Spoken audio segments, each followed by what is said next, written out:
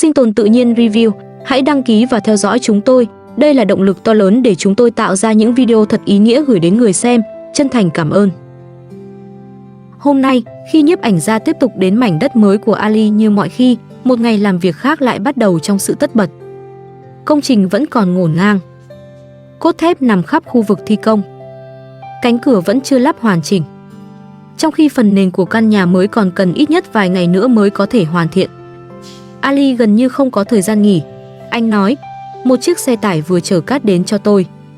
Rồi nhìn sang phần cửa đang dang dở. Tôi cũng phải lắp cánh cửa vào khung. Không chỉ vậy, hệ thống nước lại đang gặp vấn đề. Ali nói, mực nước bây giờ thấp quá.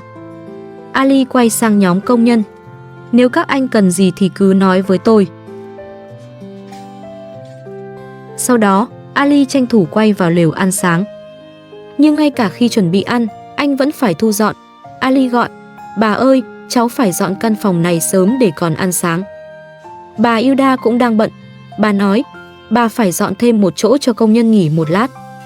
Nhóm thợ hôm nay khá đông. Mọi người làm việc ngoài trời nóng nên ít nhất cũng phải có một nơi để ngồi nghỉ, uống nước và ăn trưa.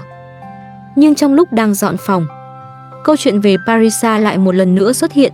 Ali nói, hôm qua Parisa đến đây cùng mẹ cô ấy. Cô ấy nói muốn ở lại, nhưng cháu không đồng ý. Mẹ Ali nghe vậy liền nói, lẽ ra con nên để cô ấy ở lại. Có lẽ mẹ Ali vẫn hy vọng hai người còn có thể hòa giải. Dù mâu thuẫn đã kéo dài nhiều ngày, Parisa vẫn đang mang thai. Nhưng Ali lúc này đã mất rất nhiều niềm tin. Anh nói, Parisa đang nhờ một luật sư mà con không tin tưởng. Con cảm thấy họ chỉ khiến cuộc sống của con thêm rắc rối. Đó là suy nghĩ của Ali sau khi phía Parisa đã đưa người đại diện pháp lý đến mảnh đất trước đó. Với Ali, câu chuyện giờ không còn đơn giản là vợ chồng giận nhau. Nhưng công việc vẫn không cho Ali quá nhiều thời gian để suy nghĩ. Anh quay sang bà Hilda. Bà chuẩn bị bữa trưa nhé. Cháu còn phải đi lấy thanh sắt. Rồi Ali tìm một chiếc cốc. Cháu cũng cần cái cốc nữa. Sau đó, anh cùng bà Hilda bước ra ngoài. Ali nhìn một cái hố ngay cạnh khu vực sinh hoạt rồi nói, bà ơi, lấp ít đất vào đây đi. Bây giờ chúng ta đã dùng bồn rửa rồi. Anh chỉ xuống hố. Lần trước cháu ngã xuống đây, nên chân mới đau. Sau khi dặn dò xong, Ali lại lên đường vào thành phố. Trên đường đi, Ali kể với nhiếp ảnh gia một chuyện mới. Anh nói, tối qua Mohammed Riza gọi cho tôi. Ông ấy bảo tôi đến nhà họ. Mohammed Riza là bố của Parisa. Có lẽ ông vẫn muốn hai bên ngồi lại nói chuyện. Nhưng Ali lúc này đã suy nghĩ theo một hướng khác. Anh nói, tôi nghĩ mình nên ly hôn với Parisa. Rồi Ali nói rõ hơn. Bây giờ chúng tôi đang sống riêng. Nếu sau này đứa bé chào đời, tôi muốn chuyện chăm sóc con phải được giải quyết rõ ràng. Ali còn nói rằng nếu hai bên không thống nhất được, anh sẽ tìm cách giải quyết thông qua tòa án. Đây mới chỉ là mong muốn của Ali. Chưa có quyết định nào về việc sau này đứa trẻ sẽ sống với ai. Nhưng việc Ali đã bắt đầu nghĩ tới cả chuyện chăm sóc con cho thấy anh đang xem khả năng ly hôn ngày càng nghiêm túc. Có lẽ trong suy nghĩ của anh lúc này, một cuộc hòa giải đơn giản đã trở nên rất khó. Không lâu sau, Ali lại đến cửa hàng sắt thép. Anh cần thêm vật liệu cho phần nền. Ali lấy thêm một số thanh thép rồi nói với người bán. Mọi người ở đây tin tưởng tôi, nên họ đồng ý nhận séc. Ali giải thích cách mình đang xoay tiền. Một nửa chi phí tôi sẽ thanh toán bằng séc. Khi anh mang xi măng đến, tôi sẽ đưa séc cho anh. Người bán đáp, vâng, cảm ơn. Ali nói, tạm biệt. Có thể thấy việc bán xe đã giúp anh có thêm một khoản tiền. Nhưng số tiền mặt đó vẫn phải giữ lại. Khoản nào có thể dùng séc, Ali đều cố gắng dùng séc. Bởi phía trước còn rất nhiều chi phí và hàng loạt việc chưa thể dự đoán trước. Sau khi mua xong, Ali chở thép trở về mảnh đất. Vừa xuống xe, anh nói, tôi đã mua thêm 200 kg sắt. Người thợ kiểm tra rồi nói, chừng đó đủ rồi. Ali đưa tay lau mồ hôi. Trời nóng quá. Nhưng chẳng ai được nghỉ. Mọi người cùng nhau dỡ hết thép xuống.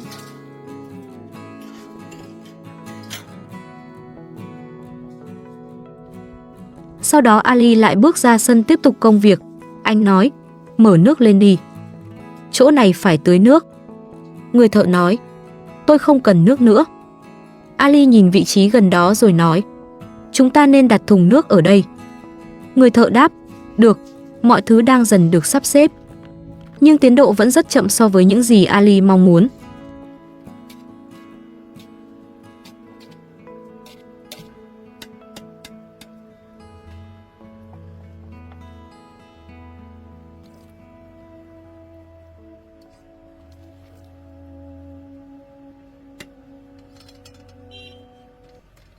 Một lúc sau, bà Hilda đã nấu ăn xong. Thay vì nghỉ, bà lại bước ra phụ Ali. Ali nhìn phần nền rồi nói, chúng ta phải đổ vữa lên sàn. Anh thở dài, bà ơi, xây một căn nhà thật sự khó. Không chỉ có tiền, phải tìm đúng thợ, rồi còn đủ loại dụng cụ. Bà Hilda vẫn cố động viên, mọi chuyện rồi sẽ dần được giải quyết. Ali nhìn đống vật liệu, chúng ta cần thêm gạch. Bà Hilda nói, bà mang vữa cho. Ali lại gọi, cháu cần thêm gạch. Lấy cái rìu giúp cháu. Anh chỉ vào phần căn phòng. Phải làm căn phòng này thật nhanh. Rồi nói, cháu cần nửa viên gạch. Công việc cứ nối tiếp nhau. Không một thứ nào được phép thiếu.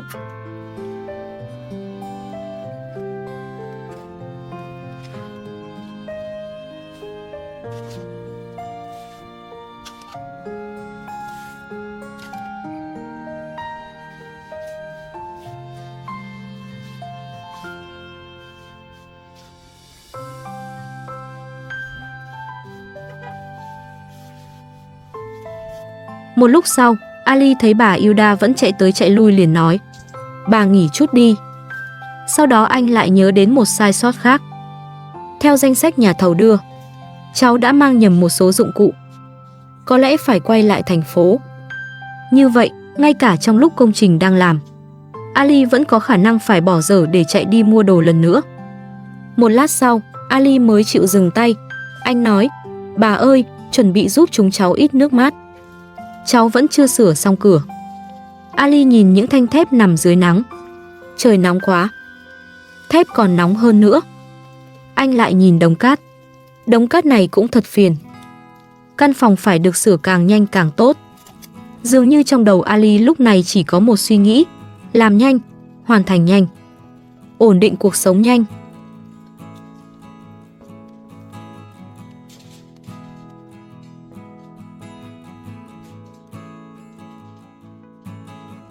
Nhưng đúng lúc công việc đang vào nhịp, một sự việc khác bất ngờ xảy ra.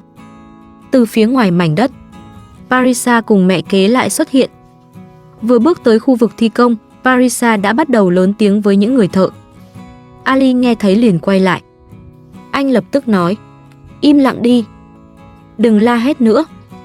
Nhưng Parisa không quan tâm. Cô nói thẳng với nhóm công nhân, dừng công việc lại. Ali lập tức bước tới, đừng can thiệp vào việc của tôi. Parisa tiếp tục, không ai được phép làm việc ở đây. Ali không muốn chuyện gia đình diễn ra trước mặt công nhân nên nói, đừng làm ầm lên trước mặt họ. Nhưng Parisa đưa ra lý do của mình. Mảnh đất này là của hồi môn của tôi. Không ai được làm việc ở đây nếu tôi chưa đồng ý. Đó là tuyên bố của Parisa trong cuộc tranh chấp. Ali hoàn toàn không chấp nhận. Anh tức giận nói, đi đi, công nhân phải tiếp tục làm. Sau đó Ali quay sang nhóm thợ, các anh cứ làm việc. Parisa lại nói, không ai được phép làm trên đất của tôi. Ali bắt đầu mất kiên nhẫn, đừng khiến tôi phải gọi cảnh sát. Cô không có bằng chứng gì cả. Anh tiếp tục nói với công nhân, các anh cứ làm. Rồi quay sang Parisa, im lặng, vào trong phòng. Mẹ kế Parisa lập tức nhắc, Parisa đang mang thai, đừng làm phiền con bé. Ali cũng đang bực nên nói, đừng làm tôi mất mặt trước mọi người. Parisa lại chuyển sang câu chuyện vàng. Anh đã bán vàng lấy tiền xây nhà. Ali lập tức phản bác, tôi bán xe, không bán vàng. Parisa nói, vậy đưa vàng cho tôi. Ali không đồng ý. Cô đã có luật sư, cứ để luật sư giải quyết, đừng tới đây làm ầm nữa. Nhưng Parisa đưa ra lựa chọn, hoặc công nhân rời đi, hoặc anh đưa vàng cho tôi. Ali đáp, khi tôi còn ở đây, Cô đừng nghĩ mình muốn làm gì cũng được. Parisa nhìn Ali. Rồi anh sẽ hối hận. Ali quay sang công nhân. Không cần để ý tới cô ấy. Parisa lại nói. Gọi cảnh sát đến đi. Để họ làm rõ chuyện này. Một người thợ đứng giữa tình huống khó xử chỉ nói rằng anh làm việc theo yêu cầu của nhà thầu. Ali lập tức. Các anh cứ tiếp tục. Sau đó Ali gọi Parisa. Vào trong, chúng ta phải nói chuyện. Anh quay lại xin lỗi những người thợ. Xin lỗi, các anh cứ làm. Rồi Ali nhìn mẹ kế của Parisa. Sefide, về nhà đi. Đừng làm cuộc sống của chúng tôi rối thêm. Parisa lập tức bênh mẹ. Mẹ tôi sẽ không đi đâu cả. Ali nói, tôi sẽ không đưa vàng. Những thứ đó là kỷ vật. Parisa đáp, chuyện đó không liên quan đến tôi. Bà Hilda lúc này cũng lên tiếng. Sefide, đừng xen vào. Ali lại gọi. Parisa, vào trong. Nhìn tôi này. Nhưng khi Parisa ngồi xuống, Ali vẫn tiếp tục tranh cãi. Đừng làm phiền chúng tôi nữa. Parisa đáp, đây là lỗi của anh. Anh phải chịu trách nhiệm. Bà Hilda lại nói. Sefide, ra ngoài đi. Để hai đứa tự nói chuyện. Nhưng Parisa lúc này còn quay sang bà. Bà Hilda cũng nên ra ngoài. Rồi cô tiếp tục. Đưa vàng cho tôi. Ali tức giận. Đừng ép tôi phải gọi cảnh sát. Parisa lại nói một điều cho thấy cô vẫn chưa muốn kết thúc hôn nhân. Tôi sẽ không ly hôn. Tôi chỉ muốn lấy lại của hồi môn. Ali đáp. Không, chúng ta phải chia tay. Parisa nói.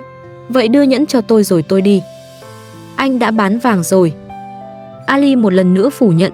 Không, tôi bán xe. Vàng vẫn còn. Đó là kỷ vật. Parisa nói. Cho tôi xem. Ali đáp. Tôi để nó ở chỗ mẹ. Parisa lập tức. Vậy tôi đi cùng mẹ anh. Ali lại nói. Vàng đang được giữ an toàn. Parisa vẫn chỉ nói. Đưa vòng tay cho tôi. Hai người cứ xoay quanh cùng một vấn đề. Không ai chịu nhường. Ali cố kéo câu chuyện trở lại công việc. Anh nói. Ngồi xuống đi. Rồi gọi. Lấy cho tôi sợi dây thừng. Mẹ Parisa lập tức. Tránh xa con gái tôi. Ali quay sang. Chuyện của hai đứa không liên quan đến bà. Đi thôi. Nhưng Parisa tuyên bố.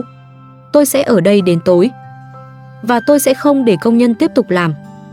Ali không chịu nổi nữa. Sefide, ra khỏi đây. Bà Hilda cũng quay sang mẹ Parisa. Hãy nghĩ đến cuộc sống của con gái mình. Mẹ Parisa nói. Tôi đến thăm con gái. Ali đáp. Nếu Parisa không muốn sống với tôi, chúng tôi sẽ ly hôn. Nhưng Parisa vẫn nói. Tôi không cho công nhân làm. Ali hỏi ngược. Nếu cô muốn chúng ta sống cùng nhau, thì tại sao cứ chạy về nhà mẹ? Ít nhất cũng phải nhìn lại những chuyện đã xảy ra. Sửa những gì có thể sửa. Anh còn nhắc. Đừng đứng quá gần công trình. Có thể bị thương. Parisa tức giận. Anh điên rồi. Bà Hilda cố kéo Parisa sang việc khác. Parisa, lại đây giúp bà làm việc. Nhưng Ali vẫn đang nổi nóng. Đi đi, công nhân nghe lời tôi. Parisa đáp. Tôi sẽ kiện anh. Cuộc đối thoại gần như không còn đường thoát.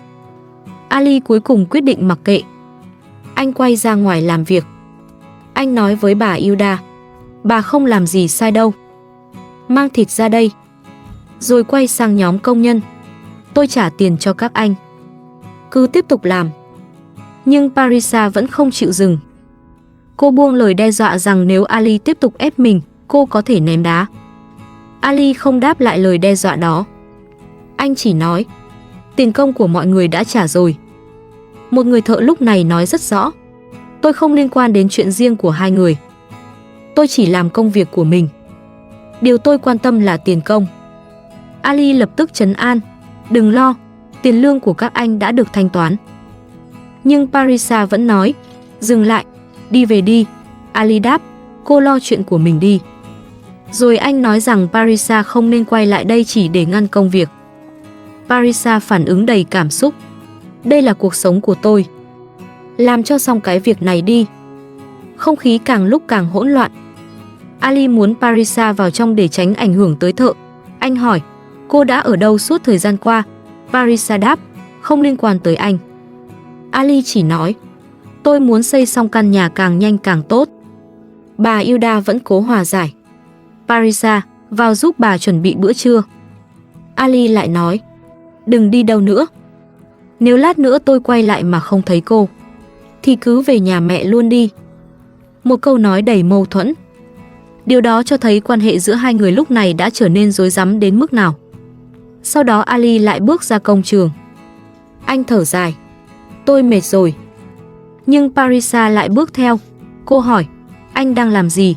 Ali đáp, đừng xen vào. Parisa tiếp tục, anh đang làm gì vậy? Ali nói, tôi phải sửa căn phòng này. Rồi anh nhắc lại, tôi vẫn đang làm thủ tục ly hôn. Parisa đáp, tôi cũng không hối hận về quyết định của mình. Ali nói, vậy hãy quay về nhà bố như trước. Rời khỏi đây càng sớm càng tốt. Công nhân đang nhìn cô. Parisa lại đáp, không liên quan đến anh.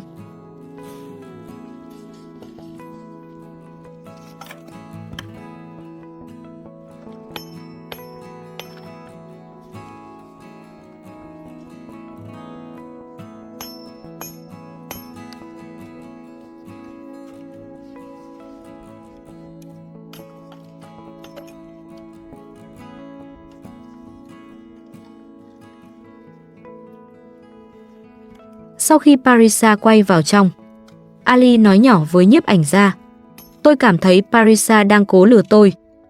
Đó là suy nghĩ của Ali trong lúc mất niềm tin. Không có bằng chứng nào ở đây cho thấy điều đó là sự thật. Nhưng rõ ràng Ali đã không còn tin những lời Parisa nói như trước.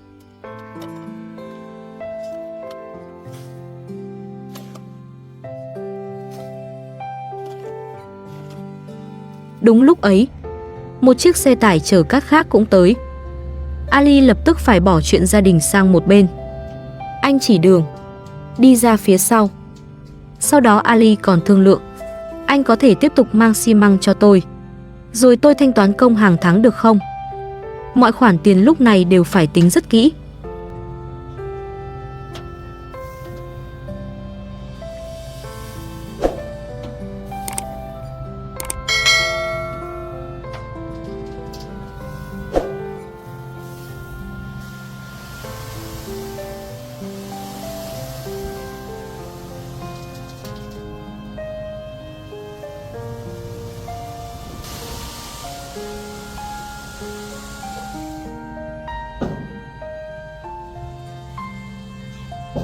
Sau khi xe cát dỡ xong, Ali quay vào lều. Anh nói với mẹ, mẹ nói chuyện với Parisa đi, để cô ấy rời khỏi đây. Công nhân còn phải nghỉ và ăn. Con phải sang chỗ Askan. Parisa lập tức nhắc, nói nhỏ thôi. Ali hỏi, vì sao cô vẫn còn ở đây? Parisa đáp, không liên quan đến anh. Ali lúc này báo một chuyện khiến anh càng bực. Hai công nhân đã bỏ việc rồi. Parisa lại nói, tất cả công nhân nên về. Mẹ Ali cuối cùng cũng lên tiếng, Parisa, con hãy nghĩ cho bản thân mình. Ali nói, đừng hủy hoại cuộc sống của tôi. Parisa phản bác, anh ta chẳng muốn cố gắng gì cả. Ali lập tức, tránh xa tôi. Mẹ Ali không đồng ý với lời đó. Bà nói, Ali đã bán cả xe để xây căn nhà này. Đúng lúc ấy, Ali lại kể thêm một chuyện không may. Gương chiếu hậu của chiếc xe đang dùng bị mắc vào thanh cốt thép rồi vỡ. Bây giờ con lại mắc thêm một khoản. Ali đang mượn xe để đi lại. Chiếc xe của mình đã bán. Giờ phương tiện mượn lại bị hỏng một phần. Với tâm trạng bực bội, Ali nói, từ khi Parisa trở thành vợ tôi cảm thấy mình cứ liên tục gặp chuyện. Rồi anh trách, cô đã làm cuộc sống của tôi rối tung. Về với mẹ cô đi. Bây giờ mẹ cô đang sống một mình. Parisa đáp, tôi đã bảo mẹ tôi rời khỏi đây. Nhưng Ali vẫn cho rằng tất cả đã được sắp đặt từ trước. Anh nói, cô đã lên kế hoạch chuyện này. Công nhân vẫn sẽ làm cho đến khi căn nhà hoàn thành. Mẹ Ali nhìn con trai rồi nói, Ali đã bán xe. Đầu gối nó cũng đang đau. Nhưng Parisa vẫn quay về vấn đề cũ. Mảnh đất này là của hồi môn của tôi. Ali đáp, nếu chúng ta ly hôn, chuyện của hồi môn sẽ được giải quyết. Rồi Ali quay sang mọi người, đừng để ý tới Parisa nữa. Anh nói với cô, tôi cho cô 1 giờ để rời khỏi đây. Parisa đáp ngay. Tôi không đi đâu. Ali nói, tránh xa tôi. Sau đó anh lại nhắc, Parisa và mẹ cô ấy còn buộc tội tôi bán vàng. Mẹ Ali lúc này xác nhận, vàng đang ở chỗ mẹ. Parisa nói, đưa nhẫn vàng cho tôi. Ali đáp, chúng ta sẽ ly hôn. Parisa nói, anh cũng phải trả nhẫn cho tôi. Ali nói, tôi sẽ mua cho cô chiếc khác. Mẹ Ali thấy hai người lại quay về tranh cãi liền nói, đừng cãi nữa, để công nhân làm việc. Ali nhìn Parisa, nếu cô muốn ly hôn, tại sao còn đến đây? Parisa bất ngờ nói, tôi không muốn lấy vàng. Nhưng Ali lúc ấy đã quá tức, tôi không còn quan tâm. Ra khỏi đây. Parisa lại nói, giải quyết của hồi môn cho tôi rồi tôi đi. Và rồi cuộc tranh cãi bất ngờ chuyển sang vấn đề nhạy cảm nhất. Đứa bé Parisa đang mang thai. Ali nói, hãy đảm bảo đứa bé được an toàn. Nếu ly hôn, chúng ta sẽ giải quyết những việc còn lại. Parisa lúc này nói trong tức giận, tôi sẽ không sinh con cho anh. Mẹ Ali nghe vậy giật mình. Parisa muốn chấm dứt thai kỳ sao? Parisa nói rằng cô có thể làm vậy. Parisa lại hỏi, vậy sao anh không chăm Hakan? Ali đáp, Sakina muốn chăm Hakan. Parisa nói, tôi sẽ tự chăm con của mình. Hai người một lần nữa đứng ở hai phía. Ali cuối cùng nói, Parisa, rời khỏi đây. Tôi sẽ gửi đơn ly hôn về nhà cô. Rồi anh lại bước ra công trường. Ngoài sân, Ali tiếp tục nói với bà Hilda, bà ơi, chuẩn bị trà cho công nhân. Tưởng như Parisa đã chịu ở yên bên trong, nhưng cô lại bước ra. Nhìn cánh cửa Ali đang lắp, Parisa nói, đây không phải cửa phù hợp. Ali lập tức, đừng xen vào. Đưa những thứ này cho tôi. Bà Hilda nhìn phần bản lề rồi nói, con ốc bị rơi rồi. Ali kiểm tra, các con ốc này không giống nhau. Đưa kìm cắt dây. Chúng ta cần thêm ốc. Sau đó Ali dùng máy khoan. Anh nói, nối dây vào ổ cắm. Parisa đứng gần đó thở dài, tôi chán quá rồi. Ali bất ngờ lại gọi, Parisa, giúp tôi một tay. Parisa đáp, tôi đang mang thai. Ali lúc ấy lại đổi giọng, đừng làm phiền tôi không muốn cô ở lại đây. Parisa tức giận, im đi, anh không có quyền đối xử tệ với tôi. Ali nói, tránh ra, rồi gọi, bà ơi, mang cái dìu đến. Sau đó anh tiếp tục yêu cầu Parisa rời khỏi khu vực. Những câu nói của hai người lúc này gần như chẳng còn mục đích giải quyết vấn đề, chỉ là sự bực bội nối tiếp bực bội.